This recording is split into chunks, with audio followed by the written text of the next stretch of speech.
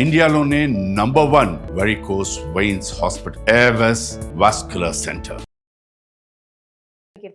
September 7వ తారీఖు సంపూర్ణ రాహుగ్రస్త చంద్రగ్రహణం ఏర్పడబోతుంది. మరి దీని ఎఫెక్ట్స్ కొన్ని రాసుల వారికి చాలా భయంకరంగా ఉండబోతుంది, కొన్ని రాసుల వారికి మహా అద్భుతంగా ఉండబోతుంది అని అంటున్నారు.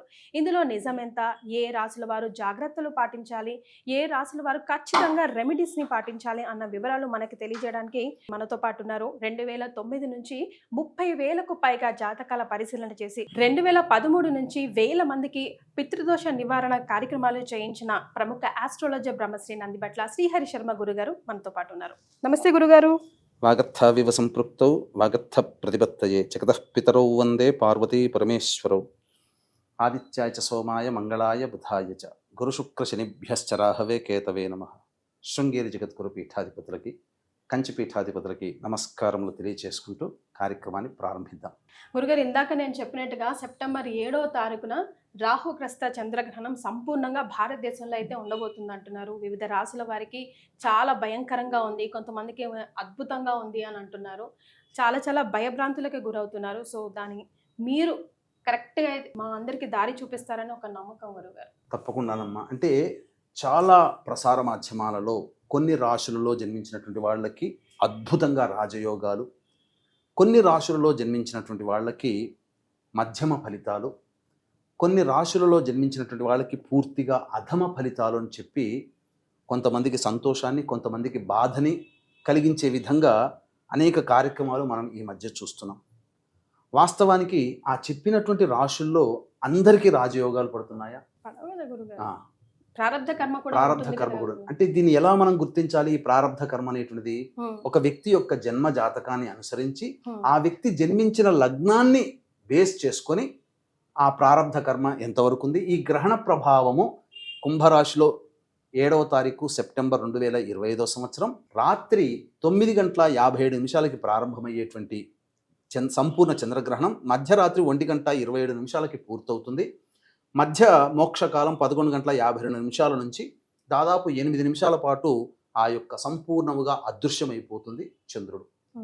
ఈ విధమైనటువంటి గ్రహణ ప్రభావము పాత గణిత పంచాంగాల ప్రకారం శతభిష మరియు పూర్వభాద్ర నక్షత్రంలో జన్మించినటువంటి వాళ్ళకి, దృగ్గణిత ప్రకారము కేవలం పూర్వభాద్ర నక్షత్రంలో జన్మించినటువంటి వాళ్ళకి ఈ యొక్క సంబంధించినటువంటిది ఏర్పడబోతుంది ఆ నక్షత్రంలో అని చెప్పి.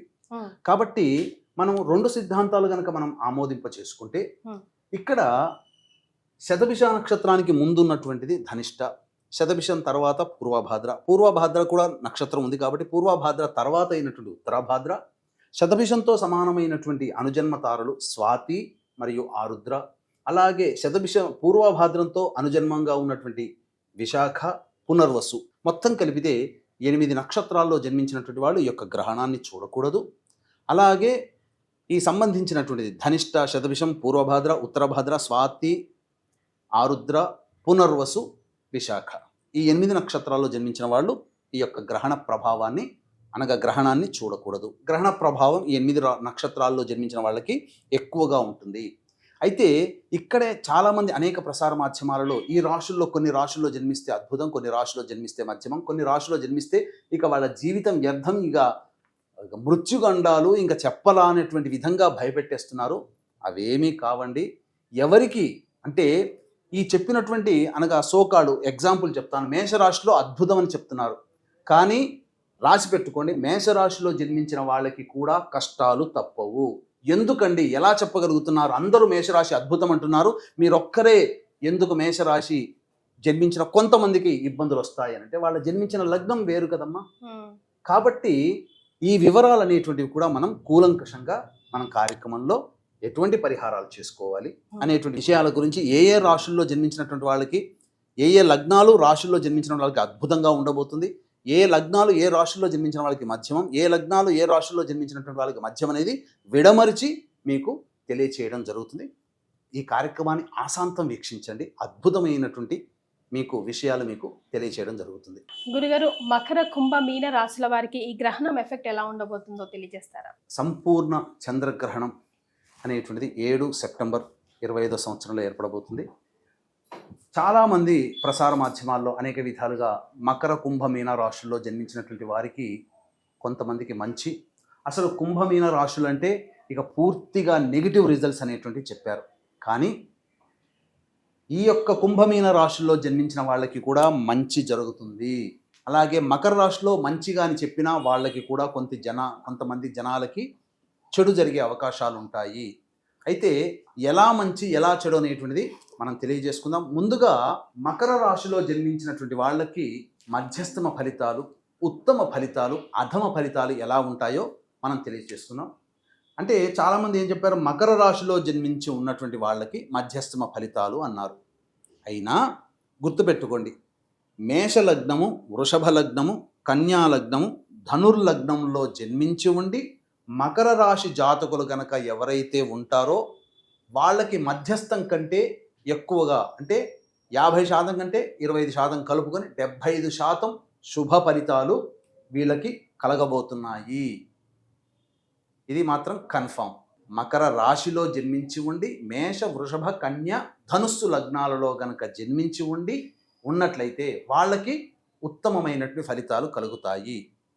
ఈ యొక్క మకర రాశిలో జన్మించి ఉండి మిథున లగ్నము, సింహ లగ్నము, తులా లగ్నము, మకర లగ్నం, మిథున, సింహ, తుల, మకర లగ్నంలో జన్మించి ఉండి మకర రాశి జాతకులు గనక అయితే వాళ్ళకి సంపూర్ణముగా ఉత్తమ ఫలితాలు వాళ్ళకి కలుగుతాయి.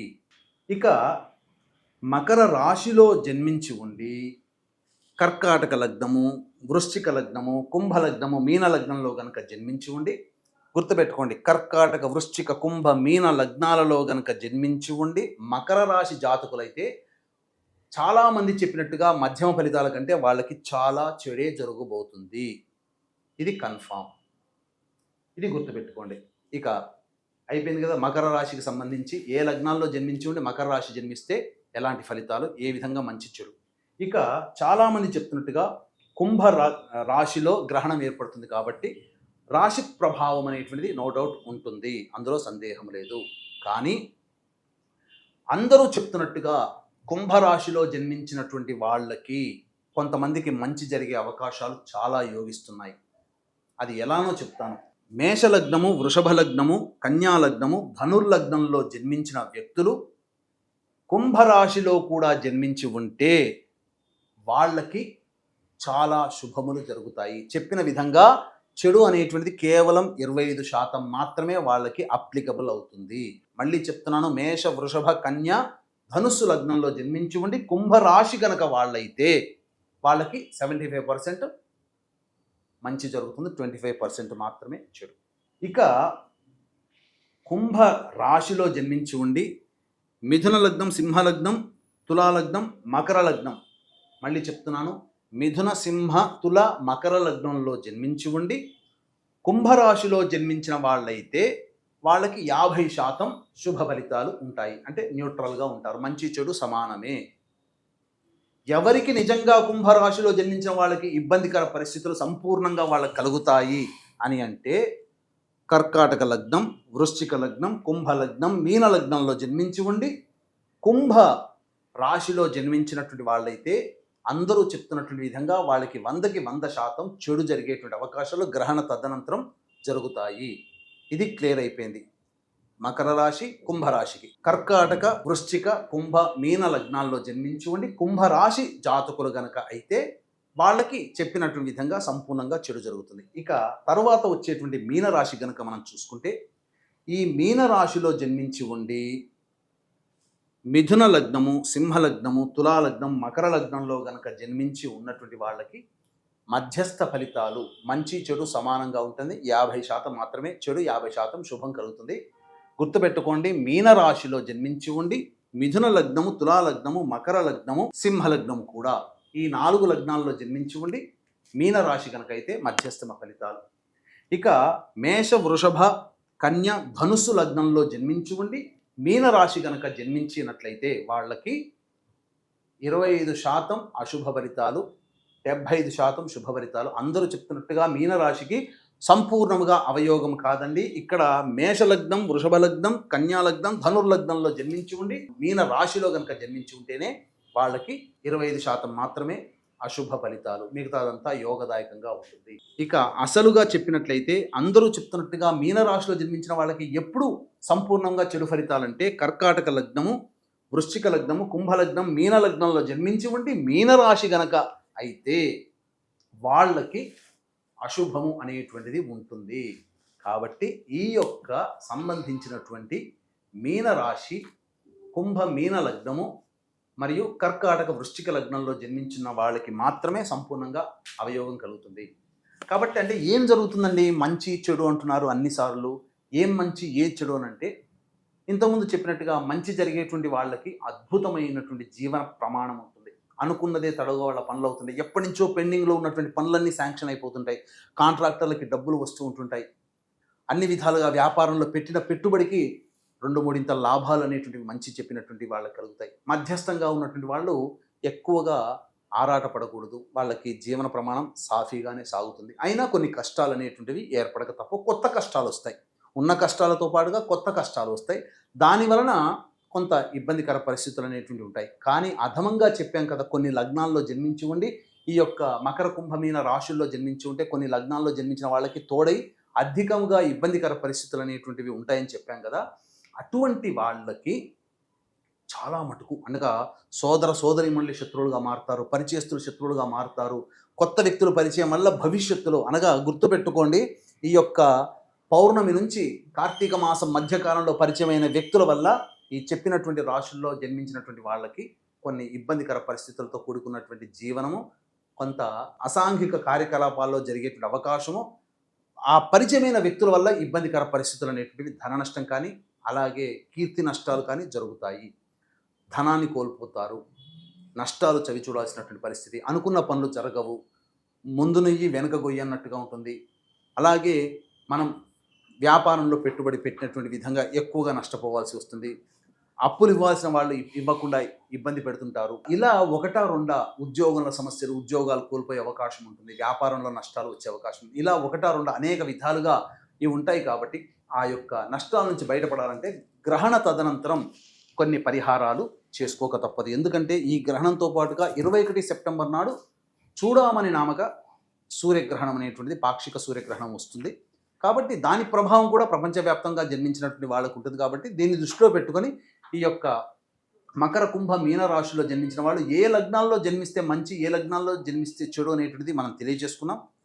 ఆ విధంగా మీరు ప్రిపేర్ అయిపోయి దానికి సంబంధించినటువంటి పరిహారాలు కనుక చేసుకుంటే మంచి సమస్యల నుంచి బయటపడవచ్చని చెప్పవచ్చు. సో చాలా సంతోషం గురుగారు. మకర కుంభ మీన రాశి వాళ్ళు ఎవరు ఏ లగ్నాల్లో జన్మిస్తే ఎలాంటి ఎఫెక్ట్ పడుతుంది గ్రహణానికి సంబంధించి అని చాలా కులంకషంగా వివరించారు. మరి వీరు ఎలాంటి రెమెడీస్ పాటించాలంటారు?